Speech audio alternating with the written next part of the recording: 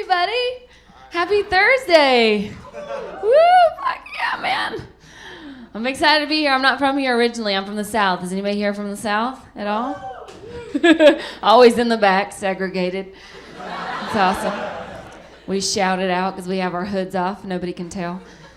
I'm from Calhoun, Georgia. You've probably heard of it. We have a Nike outlet. It's a really big deal. No one ever knows where Calhoun is, but most people know where Georgia is, right? We're right below the poverty line. Yeah, it's great. You guys should visit. I try to go back home and visit, but I can only go home like twice a year. That's pretty standard. And when I go home, I go to the one bar we have in my hometown, Lizzie's. Meow. Yeah. That closes at 9 p.m. Yeah. Because we have to go to church. Every fucking day. And every time I go in there, I see one of my friends from high school, and she's always got a belly full of babies. In a bar. And it's weird, right? As women, because we tend to do this, right? We play it off like we don't notice. We let her bring it up. Maybe she's just fat. You know? So you put on that little show, you win yourself an Oscar, and you're like, oh, Sheila, you look great. What are you doing different? She's like, oh, I'm drinking Bud Light with this one, Sarah. Yeah. Bud Light. Last one came out kind of fat. Switched it. Well, I guess no one's going to notice this one's fat once they realize it's retarded. So it's good. Oh, it's okay. It's just a joke. There aren't any pregnant girls in bars in the South. They're not old enough to get in, usually. That's a whole other problem. Everyone was pregnant in my hometown, man. We had a daycare center in my high school. They took out the sex ed class and they put in a daycare. That's how we figure shit out, man. And there was still a problem with teenage pregnancy, so they started making all those rules. You remember that rule where girls had to wear shorts 2 inches below their fingertips? They started making that the Mormon culottes rule. Do y'all remember that? I was like, I don't think short shorts are the problem here. I think a 6-pack of Budweiser and a vagina are the problem here.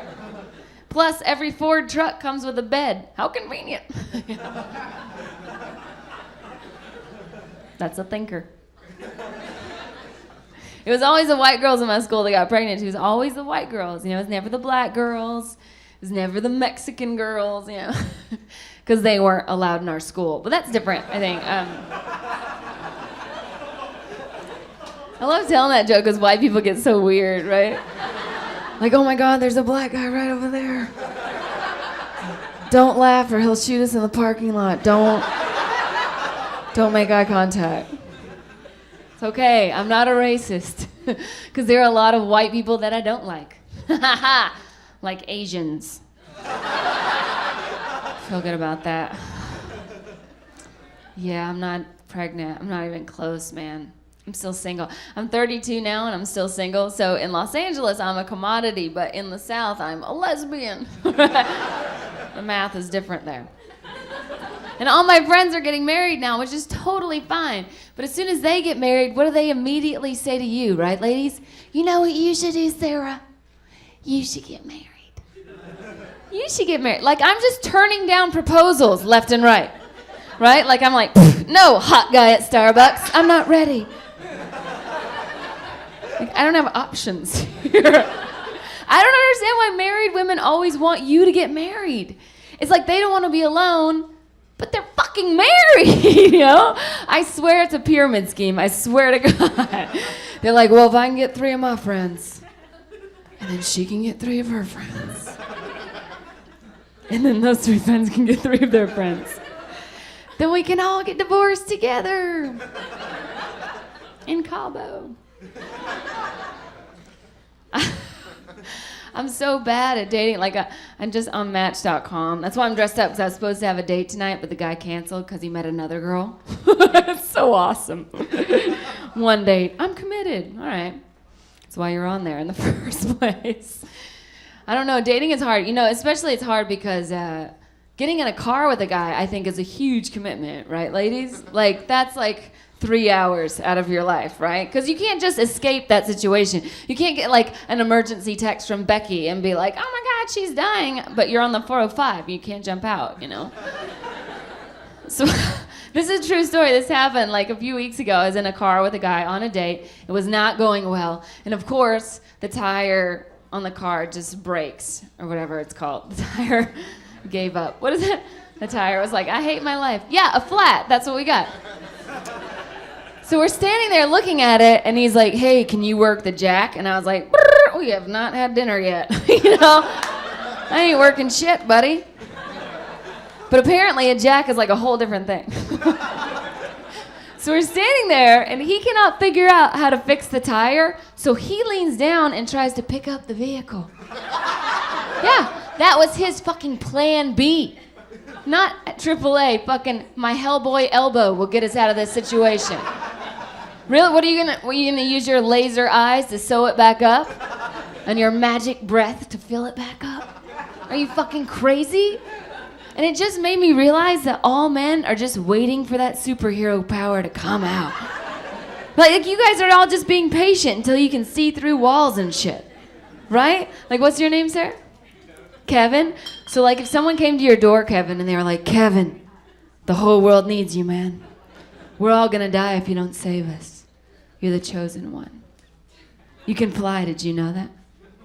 Kevin and every guy in here would be like, I had a feeling, man. Holy shit, dude. It's all coming together. It makes sense, man. Because I jumped over a bench last week and it was easy. And I was like, I could probably fly. Where's my leotard? I don't even need these glasses. And you would just run on. Like women, we don't do that, right? We're not waiting for someone to come to our door and tell us that we're special. Okay, we are waiting for that. But we want him to be special, right? We want him to be the chosen one. We want him to come to the door and be like, Sarah, I fucking chose you, man. I have so many super powers, you know. My first one, listening. I'm so good at it. You know what else I like to do? Buy shoes when you're not around. I know your size. My other superpower, cuddling before sex. We don't even have to have it. Look at how all the women are laughing and all the guys are like, that's impossible. But somehow you think Wolverine makes sense. All right, yeah, I'm crazy. You know what happens is like when you get older, like when you're in your 20s, you have this list of things that you want in a man. And then when you hit 30, the list of what you don't want in a man gets really fucking long, right? Because I just have this rule, like this set of deal breakers that I can't part with, right? You know deal breakers, right? Like here's a deal breaker, guys. If you're in your 30s and you're a single man and you have a roommate, that is a fucking deal breaker. Okay? I can't come over and have sex with you and walk around naked if you have an assistant in room B, okay? You know what having a roommate says to me? Oh, I only like to pay half of my bills. That's who I am. I only like to do one dish in the sink. That's the kind of life I lead. Having a roommate in your 30s, if you're a man, is like having a pet boa constrictor with a hole in its cage. You just walk into every room like, where is it? Is it in here? I thought you fed it. If you wear Skechers, get the fuck out of my life. Just go. Just shape up out of my world because it's never going to work out. Listen, guys, what you wear is a pickup line, okay? All you have to have is like cute jeans and maybe a pair of Converse, and women will come up and talk to you. Because this is what happens in our crazy brain. We see you wearing cute jeans and we're like, those are cute jeans. You must like to go shopping. I like to go shopping. We can go shopping together. That's how we think. We're crazy. If you don't like sports, it's over, okay?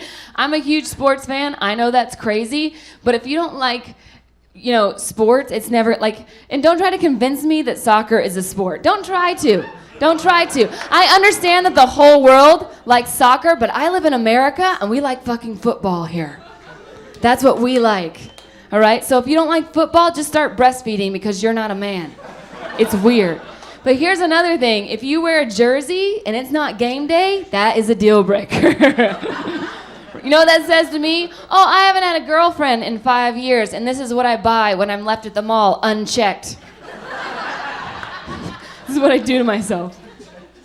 If you don't like women that is a deal breaker. And that's a problem I've had in the past. I just got back from Vegas on New Year's. I work in Vegas at the Palms Hotel and Casino. I don't know if you've been to the Palms, but it's located in a specific part of Vegas called Douchebagistan. You have to wear billabong jeans to be there. And I know it's a great hotel, but they give you Axe body spray in the rooms, like in the bathroom amenity. Like it's like shampoo, conditioner, Axe body spray. So like at 8 o'clock, the whole lobby smells like Thunderbolt, or whatever it's called. And it's a Playboy casino, right? So the last time I was there was a Melissa Etheridge concert going on. Oh, it was awesome. Because you just saw the defeat in every bachelor party's face. Because there were like 10,000 dykes running around. It was awesome. It was great for me because now I look like an 11. Okay. So I'm sitting there at the Wheel of Fortune slot machine because that's where I park it when I'm there. And this lady with a crew cut comes and sits next to me, right? And I was wearing Converse and just a t-shirt or whatever. And she goes, "Oh, looks like you're going to the concert." And I was like, yeah, it probably does look like that. But I'm not. And then I was like, oh my God, that was a pickup line. Like, I don't know what lesbian pickup lines are. I just thought they were like, "Are you gay too?" Like, or like, "Do you like carpet or carpet?" Like, I don't know what they say. So I was just kind of stunned. And I was like, yeah, I dress casual, but like the only benefit of dressing casual is that no one ever knows when you're doing the walk of shame. It's fucking awesome.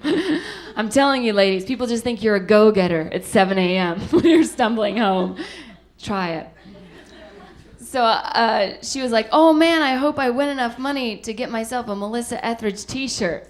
And I was like, you do not need a t-shirt to prove that you're a fan. Your haircut fucking does that for you. The problem, I guess I messed up. The last guy I dated was an Arab. And I didn't even go halvesies. I went full Palestinian. I was like, give me a terrorist. I don't like to fly. Who gives a shit, My dad called him Aladdin for 3 years. I'm not kidding. One Christmas, he gave him a pack of cigarettes because it had a camel on it. He's like, "You'll like it." And I guess the Arabs are in a big fight with the Jews over in Japan, wherever the fuck they live. And it's like a really big deal. So I sat him down one day and I was like, "Hey, what happened over there in Japan? I want to help." He's like, "Well, the Jews think that they are the chosen people." And I was like, Jews aren't the chosen people. Mexicans are the chosen people, right? Everybody knows that. Because they actually name their kids Jesus. It takes balls. And it makes sense, right? Because Jesus was a carpenter, and all they do all day is sit in front of Home Depot. Just waiting to be chosen. I'm SarahTiana. Let's be friends on Facebook. I love you guys. Have a wonderful night. I love you, Mason.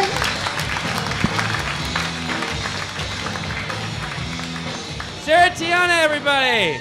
SarahTiana.